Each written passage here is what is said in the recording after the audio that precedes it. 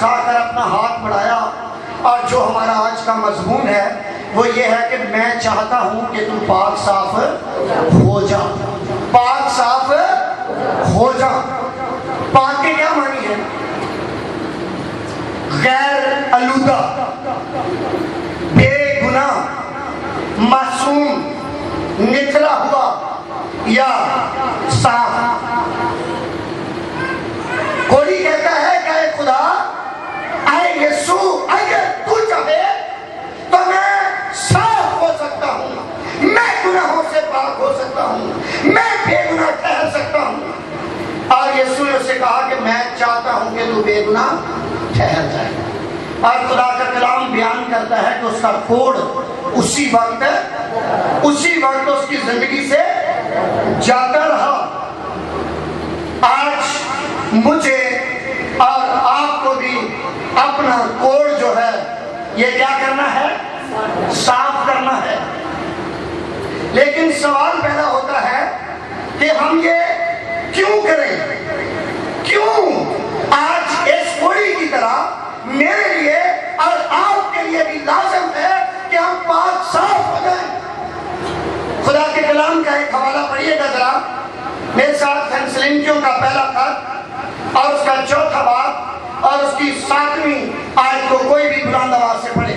کوشش کیجئے 2-4 حوالے ہم پڑھیں گے، وہ ہم جلدی جلدی پڑھیں۔ ابھی ہم اپنے مضمون سے اگلے حصہ میں آگے ہیں۔ کوئی چاہتا ہے کہ خداوند مجھے کیا کرے؟ پاک صاف کرے، اور خداوند نے کہا کہ میں چاہتا ہوں کہ تو پاک صاف ہو جا۔ آج اگر ہم بھی یہی تمنا لے کر آئے ہیں کہ یسوع ہمیں پاک صاف کر سکتا ہے، تو پھر سیکھیے کہ ہمیں پاک صاف ہونا کیوں ضروری ہے، کیونکہ جب تک ہم اس کی ضرورت کو محسوس نہیں کریں گے ہمارے اندر پاک اور صاف ہونے کی طلب بھی پیدا نہیں ہوگی۔ اور یہاں پر خدا کا کلام بیان کرتا ہے، پڑھیے گا ذرا 4 باب کی 7ویں آیت تھی۔ اس لیے کہ خدا نے ہم کو ناپاکی کے لیے آپ کو ناپاکی کے لیے نہیں بلکہ پاکیزگی کے لیے بلایا ہے۔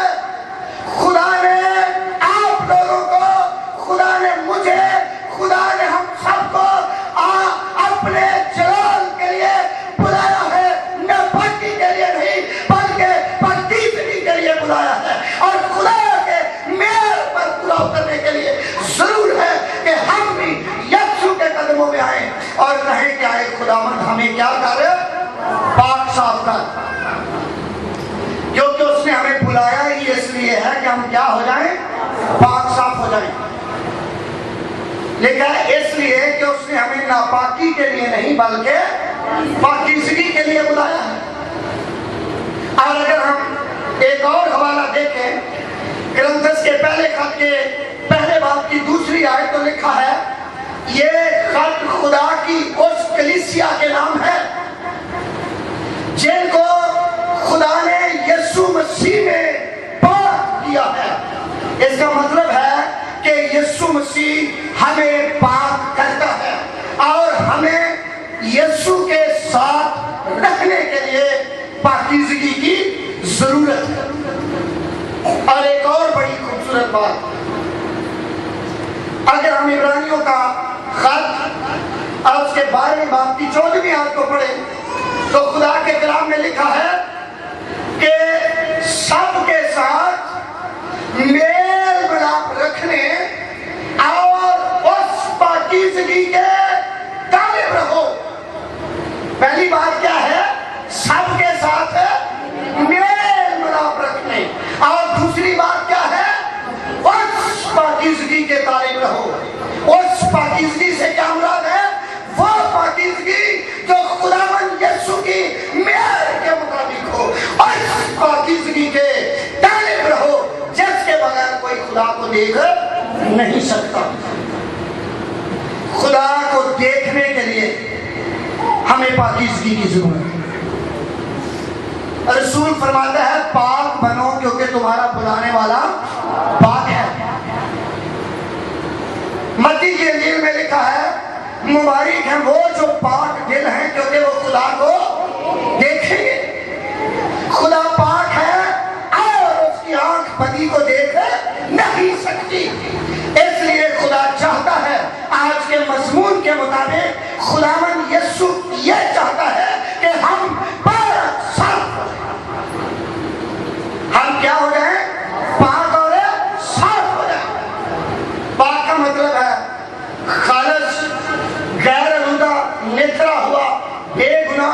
المعصوم. اور صاف کا کیا مطلب ہے؟ خالص. صاف کا کیا مطلب ہے؟ خالص. خداوند یسوع چاہتا ہے کہ ہم کیا ہو جائیں؟ خالص ہو جائیں. خالص ہو جائیں. اور خالص ہونے کے لیے خداوند یسوع مسیح کی بات کو ہمیں قبول کرنا، ماننا ہوگا. ایک اور کوڑی کے بارے میں بھی ہم کلام خدا میں دیکھتے ہیں. پرانا عہد اس کوڑی کے بارے میں بتاتا ہے. نمان کوڑی، سب اس کے بارے میں جانتے ہیں.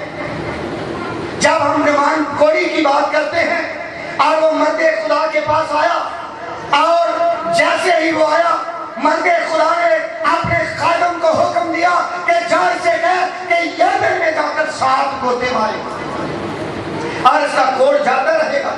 لیکن کیا ہوا؟ وہ بڑبڑایا. لیکن شکر گزار ہوں، اچھے ساتھی تھے اس کے پاس، اچھے ساتھی تھے. کبھی کبھی کلیسیاؤں میں بڑبڑاہٹ ہوتی ہے اور اچھے ساتھی وہاں موجود نہیں ہوتے. بڑبڑاہٹ ہوتی ہے، مسائل ہوتے ہیں، مشکلات ہوتی ہیں، پر اچھے ساتھی نہیں ہوتے جو معاملے کو سلجھا دیں. ہم پڑھتے ہیں کہ وہ بے دل ہوا، لیکن ہم دیکھتے ہیں کہ اس کے ساتھیوں نے اس کی ہیلپ کی اور کہا اگر کوئی نبی بہت بڑا کام کہتا تو بھی تو کرتا. تو کیا اگر اس نے یردن میں 7 گوتے مارنے کے لیے کہا ہے تو یہ بھی نہیں کر سکتا؟ اور کیا ہوا؟ میں سمجھتا ہوں اچھے ساتھیوں کے سبب سے وہ یردن میں اتر گیا. اور ممکن ہے کہ جب اس نے پہلا گوتا مارا ہوگا، اب وہ اٹھا ہوگا اور اس نے اپنا بدن دیکھا ہوگا تو وہ تھوڑا سا بے دل ہوا ہوگا. شاید وہ سوچتا ہو کہ اس پہلے گوتے سے تھوڑا سا تو فرق آنا چاہیے، لیکن ایسا ممکن نہیں ہوا. انہوں نے کہا تو مار تو مار، مار دوسرا گوتا تو مار. انہوں نے ٹھارس بندائی، جیسا کلام میں لکھا ہوا ہے کمزور ایمان والوں کو ساتھ لے کر چلو. ہمیں بھی ایسا کرنا ہے جس طرح نماز کے ساتھی کر رہے ہیں، مجھے اور آپ کو بھی ایسے ہی کرنا ہے. انہوں نے کہا تو اور تو مار، دیکھ تو صحیح. دوسرا گوتا مارا پر جیسا تھا ویسا ہی. تیسرا گوتا مارا، جیسا تھا ویسا ہی. اب چوتھا گوتا بڑی امید میں لگا رہا ہے، اب تو میں آگے سے زیادہ قریب ہو رہا ہوں، شاید میرے کوڑ میں کوئی 19-20 فرق نظر آ جائے. لیکن میری بہن چوتھے گوتے کے بعد بھی اس کا کوڑ ویسے کا. اور میں سمجھتا ہوں کہ یہاں آ کر میرا ایک اپنا خیال ہے کہ وہ بالکل ڈاواڈول ہو چکا ہوگا. لیکن کیا تھا اس کے ساتھ؟ ساتھی اچھے تھے. غور کرنے والی بات ہے. 5واں گوتا مارا، 6واں گوتا مارا تو پھر تو بالکل اس کے پاؤں سے زمین نکلی ہوئی تھی. اور میں نے 6 گوتے مار لیے، کچھ بھی نہیں ہے. لیکن یاد رکھیے 7ویں گوتے کے بغیر کوڑ کا خاتمہ ناممکن تھا. 7ویں گوتے کے بغیر کوڑ کا خاتمہ ناممکن تھا. آج میری بہنیں، میرے بھائی، کلیسیا آج تھوڑی وفاداری پر شاید ساری آسمانی برکت کو حاصل کر لینا چاہتی ہے، لیکن ایسا نہیں ہو سکتا جب تک میری بہن اور میرے بھائی تو خدا کے بیٹے یسوع مسیح کے قد کے اندازے کو نہیں پہنچتا. کچھ بھی ممکن نہیں ہے تیرے لیے. اس لیے ضرور ہے کہ تو 100% فرمانبرداری وفاداری کرے. یہ تھوڑی وفاداری نہیں، گرجے تے جانے ہیں لیکن کوئی گل بنتی نظر نہیں آئی. کل رات ایک خاندان آیا،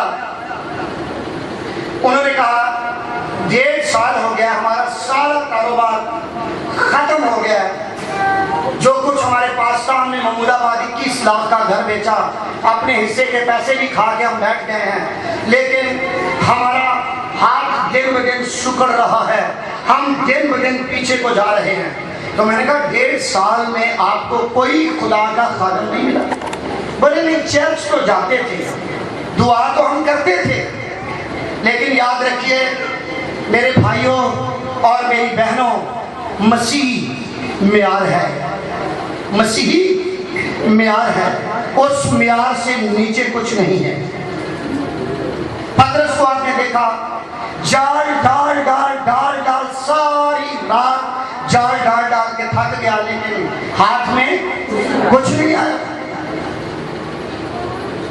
یسوع وہاں موجود ہوا, پوچھا کیا ہے؟ بولا کچھ بھی نہیں مالک, ساری رات تھک گئے. مالک نے کہا ذرا میرے کہنے پر کشتی تھوڑی گہرے میں لے چل. کہاں لے چل؟ گہرے میں لے چل.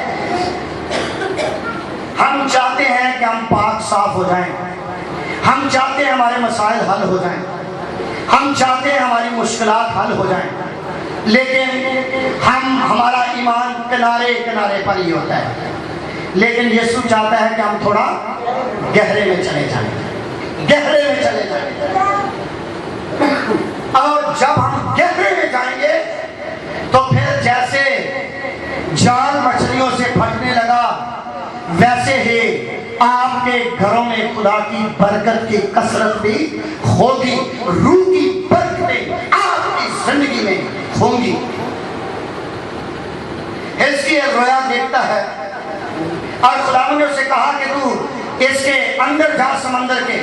وہ اندر گیا تو کہتا ہے کہ مجھے ٹکنوں تک پانی ہے. خدا کہتا ہے اور آگے جا, کہتا ہے گھٹنوں تک, کہتا ہے اور آگے جا, کہتا ہے یہاں تک, کہتا ہے اور آگے جا, کہتا ہے یہاں تک, کہتا ہے اور آگے جا, کہتا ہے یہاں تک, کہتا ہے اور آگے جا, یہاں تک آ گیا, یہاں تک آ گیا, کہتا ہے اور آگے جا. کہتا ہے خدا میرے پاؤں آٹھ ہی چکے ہیں. خدا یہ کہتا ہے کہ جب ہم خدا پر ایمان رکھتے ہیں تو دنیا اور دنیا کی چیزوں پر بھروسہ نہ کریں. ہمارے پاؤں زمین پر نہیں بلکہ خدا پر, اور پھر ہم جو چاہیں گے سو ہمارے لیے ہو جائے گا. پر ہماری بدقسمتی یہ ہے کہ ہم کنارہ نہیں چھوڑتے, ہم کنارہ نہیں چھوڑتے, اور کنارہ نہ چھوڑنے کی وجہ سے ہماری برکتیں رکی ہوئی ہیں. کنارہ نہ چھوڑنے کی وجہ سے ہماری پریشانیاں اپنی جگہ پر قائم نہیں رہتی. کنارہ چھوڑنا, آگے بڑھنا ہے, آگے بڑھنا ہے, خدا کے معیار کو پورا کرنا ہے, مسیح کے قد کے اندازہ تک جانا ہے. لیکن کیسے جائیں گے, کیسے جائیں گے؟ اگر ہم خدا کے کلام کو دیکھیں کہ ہم, یسوع تو کہہ رہا ہے کہ میں چاہتا ہوں کہ تو کیا ہو جا. یسوع کیا چاہ رہا ہے؟ میں چاہتا ہوں کہ تو بھی کوڑی کی طرح آج پاک صاف ہو جا. یسوع کہتا ہے کہ میں چاہتا ہوں کہ میرے بیٹے آج خالص ہو جا. یسوع چاہتا ہے میری بیٹی آج بے گناہ ٹھہر جا. لیکن کیسے ٹھہرے؟ اگر ہم خدا کا کلام اس کے لیے کھولیں, یوحنا کا پہلا خط اور اس کے پہلے باب کی 7ویں آیت کو دیکھیں, اس کے آخری حصے کو پڑھیں گے. لکھا ہے اس کے بیٹے یسوع مسیح کا خون, اس کے بیٹے یسوع مسیح کا خون کیا کر سکتا ہے؟ ہمیں تمام گناہ سے صاف کر سکتا ہے. اس کا مطلب ہے کہ خدا کے بیٹے یسوع کا لہو ہمیں خالص کر سکتا ہے, ہمیں پاک کر سکتا ہے, ہمیں غیر آلودہ بنا سکتا ہے. لیکن اس وقت ہوگا جب ہم اس کے بیٹے یسوع کے لہو میں چھپ جائیں گے. اور اگر ہم اسی کے آگے تھوڑا سا پڑھیں, اسی کی 9ویں آیت کو پڑھیں تو یہاں پر لکھا ہے خدا کے کلام میں, جی, اگر اپنے گناہوں کا اقرار, اگر میری بہن اور میرے بھائی اگر تو اپنے گناہ کا اقرار کرے.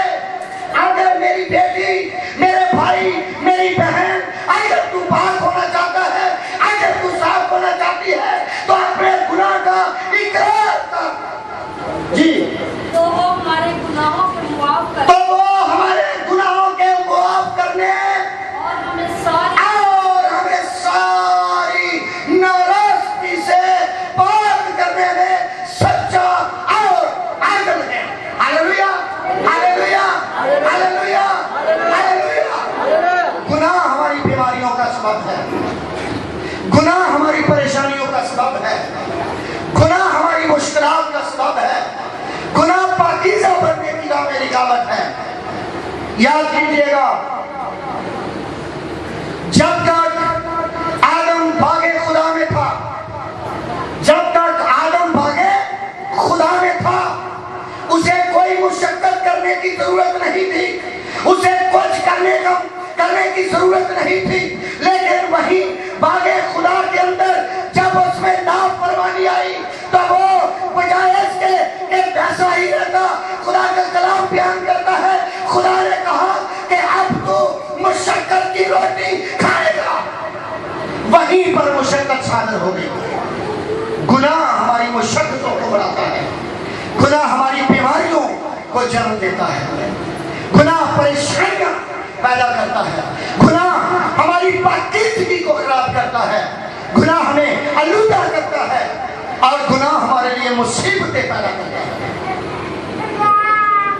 لیکن یاد رکھیے، مرد خدا پطرس نے کہا توبہ کرو، توبہ کرو اور رجوع لاؤ تاکہ تمہارے گناہ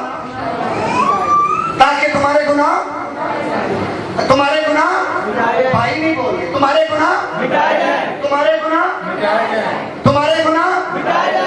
پہلے گناہ مٹائے گئے اور پھر لکھا ہے خدا کے حضور سے تازگی کے دن. اس کا مطلب ہے گناہ کے ساتھ تازگی کے دن آنا ناممکن ہے. کہ جڑا بندہ 6 مہینے تو بیمار ہو تازگی چاہیے اداسی چاہیے. اس کا مطلب ہے کہ اسے اپنے گناہ کا آج اقرار کرنے کی ضرورت ہے. یہ تیل کی بوتلیں، یہ پانی کی بوتلیں، یہ نعرے، یہ ہاللویا کے گیت اور یہ سارا کچھ اس وقت تک ناکافی ہے جب تک ہم اپنے گناہوں کا اقرار خدا کی حضوری میں نہیں کر لیتے. پہلے اقرار، پھر رجوع، پھر تازگی. Hallelujah, hallelujah, hallelujah. آئیے اپنے سروں کو جھکائیے. اگر آپ چاہتے ہیں کہ تازگی میں آئیں، اگر آپ چاہتے ہیں کہ آج بہار ہو جائے، اگر آپ چاہتے ہیں کہ آپ کی بیماریاں چلی جائیں، اگر آپ چاہتے ہیں کہ آپ کے دکھ ختم ہو جائیں، اگر آپ چاہتے ہیں کہ یہ ساری ناپاک تاثیروں کے اثرات آپ کی زندگی سے نکل جائیں، تو پھر اپنے آنکھوں کو بند کیجئے، اپنے سروں کو جھکائیے، اپنے گناہوں کا اقرار کیجئے، اپنی خطاؤں کو مان لیجئے. کہیے کہ اے خدا، میں